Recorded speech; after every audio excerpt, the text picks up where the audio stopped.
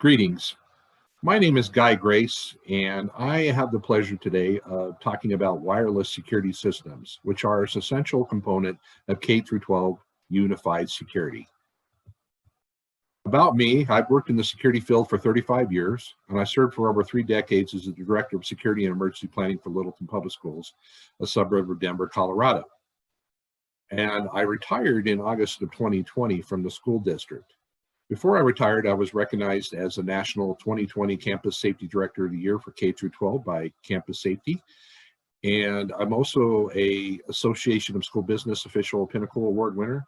I was also the Security Magazine's most influential several years ago. I received the American Red Cross American Century Heroes Award. And I also have received the Security Industries Association's Insightful Practitioner Award, among many other accolades. However, I would not get those accolades and things if I did not have the privilege to deploy fine products that we're going to talk about today in this presentation.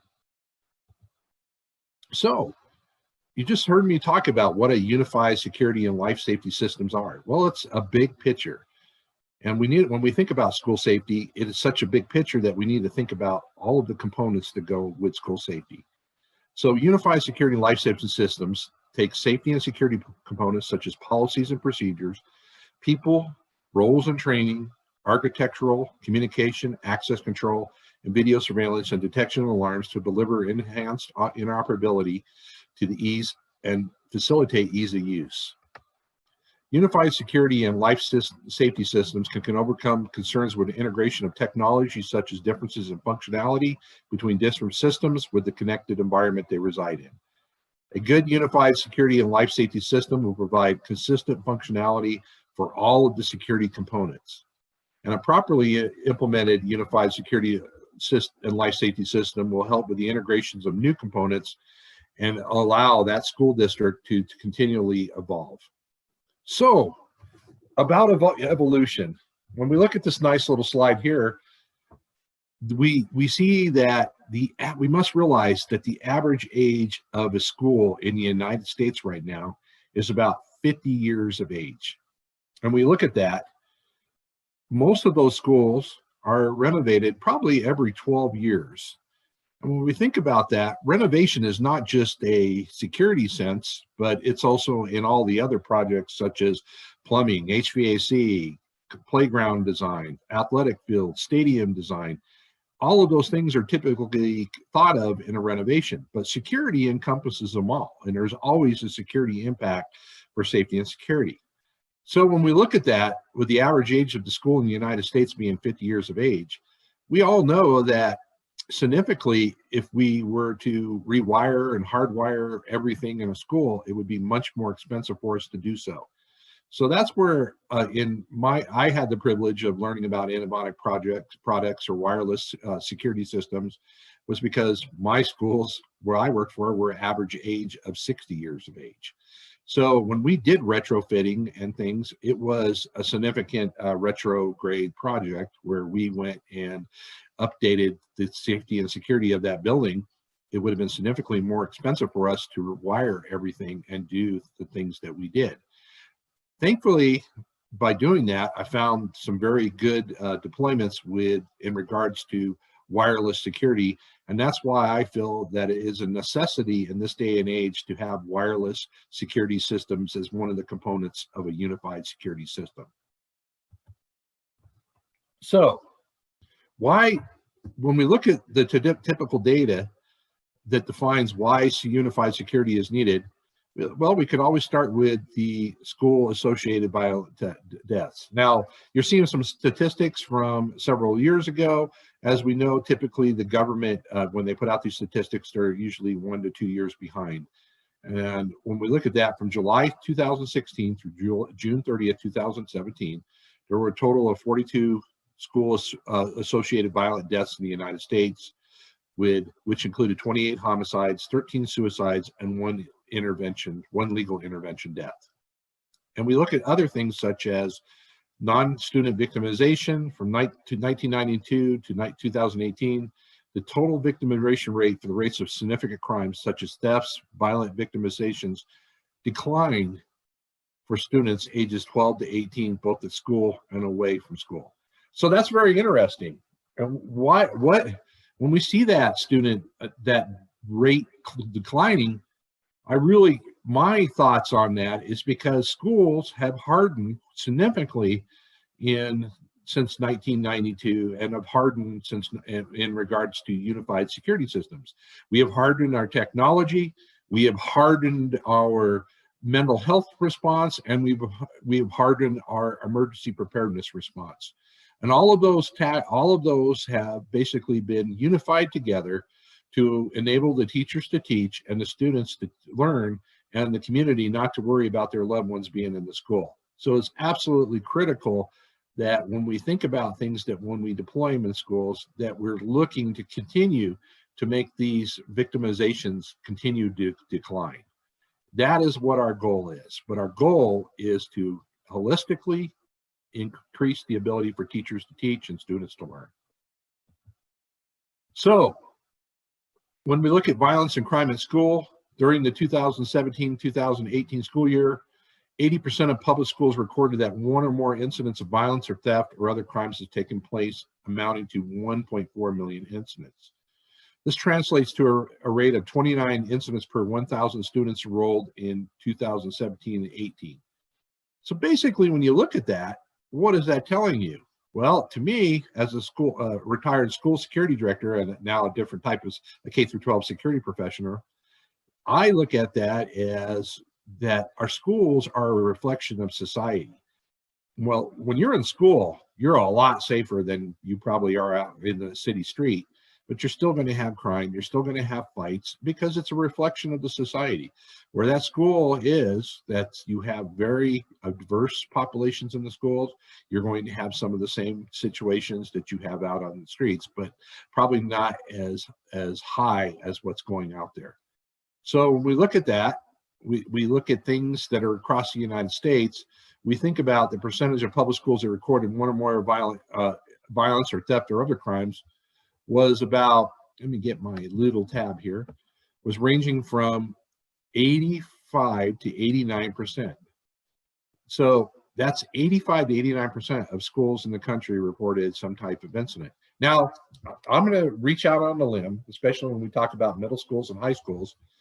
I would say that sometimes we look at things about statistics and things, and maybe those schools across the country have not reported those correctly, because it's been my experience that in K-12 schools, especially when we talk about parents and others that come to visit a school on any given day, that typically that's probably one of our most angry or bad situations that we deal with in a K-12 is when the disgruntled parent or visitor comes to the school. And so I believe, and that's from experience, that every school that I oversaw always had an incident or two per year. So I'm very surprised by that number, and I think it's a little bit skewed. So I would just say to you that my theory would be that that's a little underreported. So typical security responsibilities. I come from you as a school security protection professional, as a security director. These were my typical security responsibilities during the day. You know, obviously physical security monitoring was 24/7, 365. That's the protecting the access, protecting the visitors, protecting those that come on the school grounds. And then the other situation that I did was assist the district and community with 24/7, 365 interventions with safety concerns. In the state of Colorado, for example, we have a system called SafeToTell. Fantastic system. SafeToTell empowers the community and gives the community of students, staff, and others who want to report anonymously situations that may be of a concern, such as danger to other students or life safety situations. That system has been good. Or just setting up a lot of school districts just set up a call center or call numbers and things like that in their school districts that enables the community to report safety and security concerns. But that's absolutely necessary in this day and age. So when we look at security technology and installation and upkeep, that is huge, especially for today's security director and security department. Our responsibilities is not, you know, in the old days, we used to count on integrators. Now, what we do is we count on strong valuable relationships between our integrator and the manufacturers.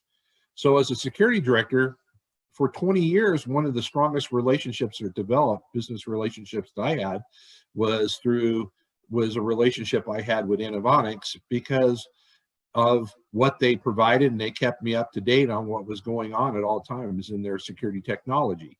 And what I felt about that was a great example, and that's why I'm here today speaking about that, is they were fantastic at working with our integrator and the end user, myself, and our school district to help us keep up the upkeep and the asset protection of our district. So when we think about typical security responsibilities, a school security department is also develops and upkeeps the training of the district's incident command system. As a responder to active shooter incidents and many and thousands of other situations in my career, I can tell you that one of the most non-cost best implementations a school district can do is implement a incident command system and train those people on the development and upkeep of the district's all hazard emergency response protocols. District's incident command goes quite hand in hand with an all hazards emergency response protocols. We typically think about today, in this day and age, we hear about active shooter plans, and we hear about lockdowns, lockouts, or whatever you're going to call in those plans. But when we think about that, that has to be an all hazards plan. And it has to consider all of the other components of school safety that may arise. So another area where we go into is we're maintaining the district's radio interoperability program district-wide. Those things are usually falling under the security department, and our responsibilities are to maintain that security or that radio interoperability with law enforcement within the schools. Because when we look at communication is about 60% of an emergency. And in today's day and age, especially after the Columbine tragedy in April of 1999, the state of Colorado identified radio interoperability as being one of the most important implementations that the school district could take, along with law enforcement and others, to basically improve their interoperability and ability to communicate. Another part is district-wide training and community first aid, such as active threat and incident command. So first aid, huge. Partnerships can be developed with the American Red Cross, the Stop the Bleed program, and then we could also go in and teach our staff and our students, obviously, about active threat and incident command. But it doesn't just stop in the school district. It's all about empowering all the stakeholders in your community and understanding what's going in the school district, but possibly they can learn from what we have done in schools with our hardening and apply it into their functions. And then another area, one of the most important areas, is assisting our districts with the threat assessment programs that we have in place. When we look at behavior, you look at all the technology and things, 95% of that technology that we're putting in place is to negate negative human behavior. And we look at the good old-fashioned thought of a district threat assessment program. That's where we and when a student or a community member or somebody that has something to do with the school makes a threat of harming themselves or others, we need to be able to understand what is going on and do the proper type of intervention. And that's something that, you would think has been going on for many years, but it's probably one of the biggest weakness areas across the country right now, as school districts across the country struggle to understand the psychological and the mental health interventions that need to take place in school safety. So I have to tell a group that I am a chairman of the advisory board for the Partner Alliance for Safer Schools. What I recommend to you is, anybody watching this presentation, if you are curious about what the Partner Alliance for Safer Schools does, we promote good holistic security measures in K-12 schools. And we design a tech sheet and checklist and other information that helps end users like myself and integrators and manufacturers to meet the recommendations of applying a unified security system in their school district. And when we think about this, we are thinking of the district-wide layers. We're putting the layers of protection, and we're thinking about the property perimeter, the parking lot perimeter, the building perimeter, and the classroom interior and the perimeter. And we think about all of the components of school safety. Now, if I was to sit here today, I only have a limited amount of time. I could go for about 4 hours on that. So I'm just going to touch base about how wireless security can touch through these different layers as we go forward. So what are those layers of security? Well, if you go to the PASS website and download our recommendations, you can do that at passk12.org. And you would learn about how we wrote up the safety and security components. Is we include things like policies and procedures, people, roles, and training, architectural, communication, access control, video surveillance, and then often, obviously a part, probably one of the most unsung heroes of the components is the detection alarms, where often these wireless security systems reside in. So let's think about that. Where access control. Well, access control is a component of safety and security. And when we think about that, exterior doors are considered primary entrances and should have electronic access control, both to limit the distribution of keys and enhance the school's ability to control who can gain access to a specific building and when they gain access. Basically, these systems allow a school district to holistically control who's coming and going from the school, but also things we think about: audit, visitor management. We look at access control systems. Often they're the backbone of a school's unified security system. And then they often were through through unifications, they are often unified to the electronic access control systems. In the case for me, I'll be non-proprietary except for Inovonics here, because that's who we're doing the presentation with. I unified my I unified our Inovonics system with our access control system and our video management system, and including our door and hard locks and hardware and other systems, which I'll talk about in a little bit here. But it's what the key is. But I'm just saying, when you're selecting a player, so to play in your product lineup, think about it as a baseball team. That's what I always thought about it. When I bought my access control system, or I bought my video management system, they all had important skills and things that they provided to the necessity of the school district going forward to make your school district holistically, not turn your schools into prisons, but to enhance that ability for those teachers to teach and those students to learn in the community, and not to worry about their loved ones in the school. So what does that mean? Those systems all had to play together and play nice together and do the best they could and score home runs for you all the time. We also think of another area as visitor management intercom systems. These devices enable schools to speak with and observe visitors at the main entrance and other areas, such as loading docks, or where people and other than students, faculty, and staff need to enter the building.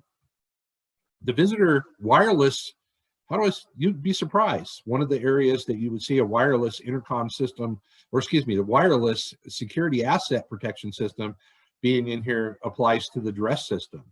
And I'll talk a little bit about that, but we in our case, unified an Inovonics system with our visitor management system. So when we think about architectural, there are many architectural considerations that can enhance the security of a building. And what we always hear about is crime prevention through environmental designs. And those are critical to efforts by schools, districts, and their architects in designing buildings and grounds that enhance safety and security. Buildings should be designed to have natural surveillance, sight lines, territorial reinforcement, and designated public, semi-private, and private areas, and access control. The architectural component also includes collecting and sharing critical information about schools' facilities for mitigation and response to emergencies. So, my recommendation as a school security consultant now is, if I was going to be building a new school, I probably hardwire my motion detectors where I can, but I'm going to be putting a wireless security system in that school, because what I'm looking for is the ability for me to put up an infrastructure that will continually evolve with the needs maybe I did not foresee at the time, and evolve for things that I may have to put in later on. And one of those things that I've always felt about a wireless security system is that enables me to do so. That enables me to expand in a holistic way and a quite effective way when we think about funding in other ways. So, you know, when you look at that, if I have a wireless network and I need to add a motion detector or an outside motion detector on a roof of a school, that having that ability with wireless is going to allow me to do it almost immediately as soon as I get the device from the integrator.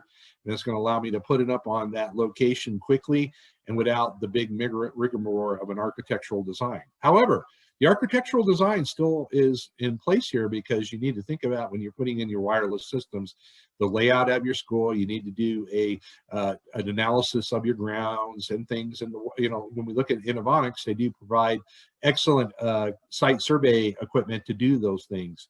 Many of the integrators would do it, or, you know, if you, in your school district, if you have a security tech, you could do that as well and add these devices and expand on your project, on your program, as much as possible in a holistic way. So when we look at retrograde or retrofitting, and we talked about in that slide number 4 way back in the beginning, we look at retrofitting as probably one of the, you know, biggest areas where school districts are doing construction right now, especially with the schools being 50 years of age. Now, I like to use that term. Back in the Leave It to Beaver days, when they built these schools, they weren't thinking about entrance and door hardening. It was quite the innocent time. And when we look at this, we think about what is being added for now for the future in a typical school. We're thinking about facial recognition. We're thinking about drops for the future. Now, what does that drops for the future mean? Says, well, a lot of, you know, wireless security is awesome, you know, products like Innovonics provides. But then too, we look at too, when a school district puts in their other technologies, are typically ran by PoE or power over Ethernet. So they are absolutely critical for a school district to holistically plan and put in things for the current devices and for the future devices. A lot of school districts, and it really surprised me, as you know, as I advise them for, you know, regards to my travels for the Partner Alliance for Safer Schools or the Innovation Institute for Fan Experience as a security consultant for them as well. When we work through this, is a lot of school districts aren't aware of the E-rate program. And the E-rate program is a way to fund a lot of your PoE infrastructure. And there's ways to do that school districts could actually fund a significant portion of their PoE infrastructure in the schools. So when you think about that, PoE is the power of the traditional security systems, but wireless, again, as another component, enhances that ability for those other security components to work. Now, it's critical to say that Innovonics solutions run on their own, as I would say in my own simple way, its own proprietary network, which is good. It's not going to have the interference of, say, a Wi-Fi network, because I could tell you in an active shooter incident, you know, we had a lot of our security systems that were running on the Wi-Fi. When that incident hit, we lost our Wi-Fi. But what that non-proprietary, that network that Innovonics had, their proprietary network, which they had based on their system, we were able to do search and rescue by reverse turning on our Innovonics motion detectors in the school to track people that were lost or hiding in different areas and things like that.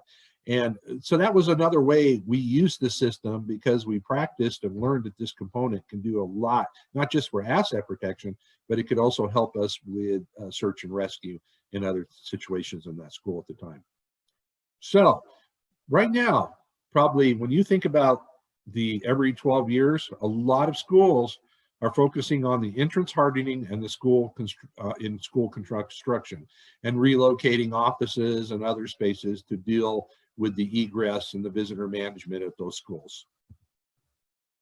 So when we think about video surveillance, a video surveillance program is a component of a school district's security program, providing deterrence and detection in more advanced implementations, enhancing response to a variety of daily challenges experienced at the schools. In the past, video recordings were used primarily in a forensic capacity to help determine who, what, when, and where the incident took place, or after the fact. As surveillance technologies advance, so are the capabilities that allow security professionals to leverage video as a proactive tool to help mitigate risks and as they occur. Much of this capability has been enabled through the widespread use and increasing affordability of Internet Protocol or IP cameras over the past decade. It's very important to note in video surveillance that there's no one such thing as a one-size-fits-all approach. Designing a quality video surveillance system can be complicated and require a collaborative approach involving multiple professionals. So here we go. Why did I put all those together? Well, detection and alarms, as we said, they're components. All of these components work together, and we're going to talk a little bit how some of these components work together on an Innovotic system. Detection and alarms refers to a technology used to detect and report an emergency event. Traditional intrusion detection devices represent a key platform that has evolved beyond burglar alarms to provide the capability to report other types of emergencies and support an all-hazards approach to the safety and security of the school district. The most important aspect of detection alarm systems is that they provide the technological means to easily translate the detection of a security threat to a strategic notification that best fits with the process and protocols put in place to respond to the threats in schools. As I stated, there is not a one-size-fits-all scenario for a school district. However, these components, when applied, they will work for across the entire United States and work to benefit of the world. Every school in the world can benefit by doing these different components of safety and security, including wireless security systems. So we think about good old-fashioned motion detectors. And as I told you, the left, these are some of the devices I stole off the Innovotic site to put in this presentation. But I have found that motion detectors have been a huge plus for me in my career in determining catching burglars. Back in the early days, before we had really adequate camera coverage, these motion detectors were very helpful for us, and they helped us to respond appropriately when we had to intercept a perpetrator in a school. I can tell you in like the late 1990s, early 2000s, probably helped put away several hundred burglars in my career. Very proud of that, but the older Innovotics line was a very big part of that. And the newest, latest, greatest Innovotics product line helped us capture burglars as well. But we also use things too, like examples of motion detectors, door contacts, things like that, door contacts to secure doors. Those have been very valuable for us going into that. But we also look at too, there's a misleading thing. In my experience with we had over, in my old school district, over probably 2,000 wireless devices on the Innovotic line across there. And one of the things that people often worry about was battery changeouts. But we were finding that our battery life, with all of the things that were going on in the school, all the people coming and going, we were getting about 3 years of battery life from each of our devices. But what we would do is a good holistic program, you would change them out probably every year, 18 months before, and do it in a holistic way that works for your security team. Like, for example, our district security officers, who would be the patrolmen, would go out periodically at certain times, and if there was a building that was identified to have its batteries changed out, we would do that, and it worked out quite exponentially and very good for our school district. Another area, gosh, you know, when I think about this, where I am now, 32 years, probably one of the most challenging incidents that all the time we had. Anybody's probably that's familiar with K-12 school safety and the age of these buildings. Back in the day, they probably built these roofs a little too low. So on after hours, we often have a problem with kids on the roof and things like that. Now, I had one of the solutions that I asked Innovotics to do was to help us with putting in wireless motion detectors on our roofs to detect when kids get up there, because sometimes before we had those systems, these people would go up on the roof and take the HVAC units off the roof and throw them on the ground, or take the copper lines or whatever that was up there of value and do it. But once we put those roof detectors up there, we were able to make an immediate response. And then we reunified those roof detection systems with our cameras and other things so we could see what was going on. Another critical area that we think about, every school district in the country probably has, is a bus barn. An area that is fenced, has a lot of fences, or stadiums. those critical perimeter have critical perimeter areas. They're very important to be secured. And one of the ways you can do this is with a wireless optics or wireless motion detectors and beam detectors and other devices that are offered by the Innovonics product line. And what I liked about them was, we look at school safety. When you're trenching across ground and doing different things across a parking lot, you know, you could be potentially ripping up asphalt if you have to hardwire that. The thing about this is these devices enabled us to do that effectively and efficiently. And it also allowed us, if a device, because when you got cold and things like that, these devices lasted many years. But say something happened, they got damaged by a bus, ran into it, the ability was for us to go and immediately change out the device and get it up and running and expedite very quickly to where it did not impact the safety and security of that facility. And I loved how these devices worked in my career. They were lifesavers, especially when you had like some people that maybe were using fire extinguishers to break into school buses or steal components or steal parts off school buses or whatever they were targeting the facility for. These devices helped us in many ways. Glass break sensors. You know, I've been in schools that, you know, probably have 50 windows on there, and you know, before the day and age of cameras and having these beam detectors and things outside the schools that helped us to detect it, we would have broken windows. And when you have a broken window, that can be detrimental. You know, it's not a good thing to get a broken window. Now, typically now, when you have these hardened security around buildings, a lot of times it's the broken glass breaks are from people who are kicking soccer balls or playing basketball or baseball on the playgrounds and things like that. So it's not intentional what they're doing. You know, at least in my experience, we started to see a dramatic shift from the outright vandalism to just the accidental situation. But, you know, when you break a glass in the middle of winter, it could be actually a pretty, you know, number one, it could be a pretty bad thing for, you know, the air coming in or cold air and things like that, but also could do a lot more damage and things from the environment getting into that classroom. Another thing too is looky-loos.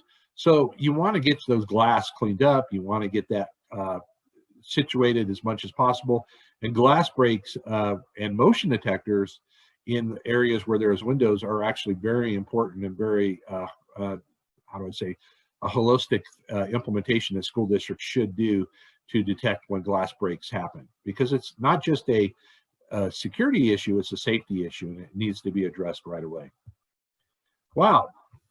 So probably one of the most critical areas. Now, I don't mean no disrespect to anybody in the security industry that is mobile, selling apps that are utilized by cell phones and other devices. However, in my experience, and if I was to become a security director, decide not to be a consultant and go back to be a security director, or if I'm in there making recommendations for a school district on how to do things in a school district, what I would recommend to them to do is consider Duress and lockdown pendants on a wireless solution that is in the school, such as an Innovonics wireless network. And the reason I'm saying that is cellular devices for Duress and lockdown they'll work up to the incident, but once that's going down, there could be other factors that can implement those things from not, or impact those things for not working, where in my testing, in my experience, the pendants and the lockdown pendants were very, very helpful in emergencies all the time, and they were always very reliable. Now, you'll see, I didn't put the one button pendant there because in my experience, the 2-button pendant was the best application.